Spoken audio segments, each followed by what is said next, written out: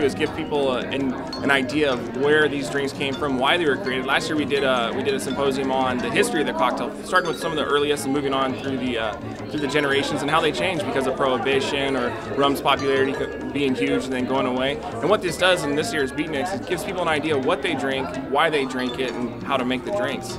Oh, my favorite drink's probably going to be a rye-based drink like a Manhattan. I'm a real big fan of rye whiskey, so the Manhattans or anything with that in it. My personal favorite is Old Overholt. It's what, not Wyatt Earp, but Doc Holliday used to drink. Is all he would drink is rye whiskey, Old Overholt neat, and that's all he would drink. So my personal favorite probably is going to be an Old Overholt Manhattan.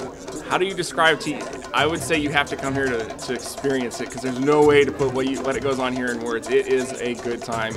Even if you're not a tiki aficionado, come in here for the symposiums, come in here for the bands, the classes, just everybody's together, everybody's here to have a good time. It is a blast. I mean, I highly recommend it to anybody that just happens to be in the area or can make the trip. It is a great time.